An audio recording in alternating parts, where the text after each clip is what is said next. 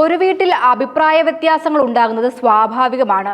പക്ഷേ ആ അഭിപ്രായ വ്യത്യാസം രാജ്യമൊട്ടാകെ ചർച്ചയാകുന്ന ഒരു ദേശീയ വിഷയത്തിലായാലോ, അതും സ്വന്തം അച്ഛനെടുക്കുന്ന രാഷ്ട്രീയ നിലപാടിനെ മകൾ പരസ്യമായി എതിർക്കുമ്പോൾ, കഴിഞ്ഞ ദിവസങ്ങളിൽ സോഷ്യൽ മീഡിയയിൽ വലിയ ചർച്ചയായി മാറിയിരിക്കുന്നത് ഇത്തരമൊരു സംഭവമാണ്.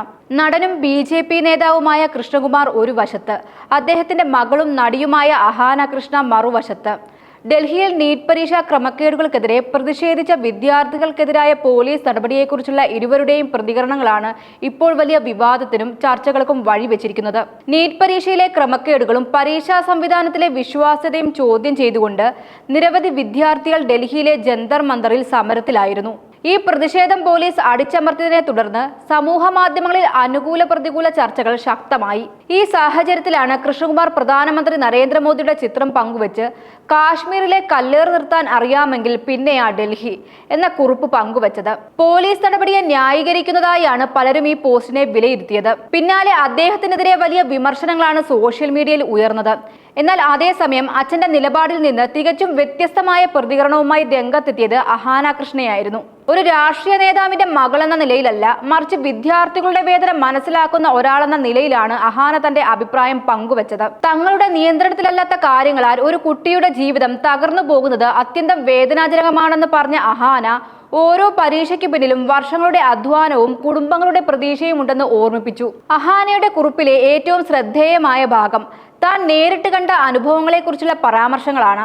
പരീക്ഷയ്ക്കായി വർഷങ്ങളോളം തയ്യാറെടുത്തിട്ടും പരീക്ഷയുടെ തലേ ദിവസം അത് റദ്ദാക്കപ്പെട്ടതിനെ തുടർന്ന് മാനസികമായി തകർന്നുപോയ സുഹൃത്തുക്കളെ തനിക്ക് അടുത്തറിയാമെന്നും, അത്തരം സംഭവങ്ങൾ ഒരു പരീക്ഷ മാത്രമല്ല, നീതിയിലുള്ള വിശ്വാസം പോലും തകർക്കുന്നുവെന്നും അവർ പറഞ്ഞു. വിദ്യാഭ്യാസം ജീവിതം മാറ്റിമറിക്കാനുള്ള ഏക പ്രതീക്ഷയായി കാണുന്ന ആയിരക്കണക്കിന് കുടുംബങ്ങളുടെ സ്വപ്നങ്ങളാണ് ഇത്തരം വീഴ്ചകളിലൂടെ ഇല്ലാതാകുന്നതെന്നും അഹാന ചൂണ്ടിക്കാട്ടി. കൂടാതെ പരീക്ഷാ ക്രമക്കേടുകൾക്ക് ഉത്തരവാദികളായവർ ആരായാലും അവർക്കെതിരെ കർശന നടപടി സ്വീകരിക്കണമെന്നും അഹാന ആവശ്യപ്പെട്ടു. സുതാര്യവും നീതിയുക്തവും കുട്ടികളുടെ വിശ്വാസം നേടിയെടുക്കുന്ന ഒരു പരീക്ഷാ സംവിധാനം രാജ്യത്തിന് അനിവാര്യമാണെന്നും, ഇനിയൊരു വിദ്യാർത്ഥിക്കും ഇത്തരം മാനസിക ഭാരം അനുഭവിക്കേണ്ടി വരരുതെന്നുമാണ് അവരുടെ ആഹ്വാനം. ഇതൊരു രാഷ്ട്രീയ പ്രസ്താവനയല്ല, മറിച്ച് വിദ്യാർത്ഥികളോടുള്ള മാനുഷികമായ ഐക്യദാർഢ്യമാണെന്ന വിലയിരുത്തലും സമൂഹ മാധ്യമങ്ങളിൽ ഉയർന്നു. ഇതോടെ സോഷ്യൽ മീഡിയയിൽ പുതിയൊരു ചർച്ച കൂടി ആരംഭിച്ചു.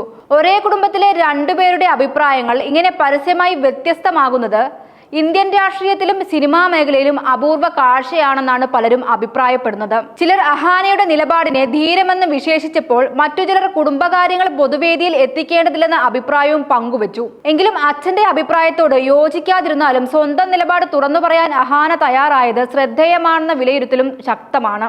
അവസാനമായി ഈ സംഭവത്തിൽ കൂടുതൽ ശ്രദ്ധ നേടിയത് അച്ഛനും മകളും തമ്മിലുള്ള അഭിപ്രായ വ്യത്യാസമല്ല, മറിച്ച് നീറ്റ് പരീക്ഷാ സംവിധാനത്തിന്റെ വിശ്വാസ്യതയെക്കുറിച്ചുള്ള വലിയ ചോദ്യങ്ങളാണ്. വിദ്യാർത്ഥികളുടെ ഭാവിയെ ബാധിക്കുന്ന വിഷയങ്ങളിൽ രാഷ്ട്രീയത്തിനപ്പുറം സുതാര്യതയും നീതിയും ഉറപ്പാക്കണമെന്ന ആവശ്യമാണ് വീണ്ടും ശക്തമായി ഉയരുന്നത്.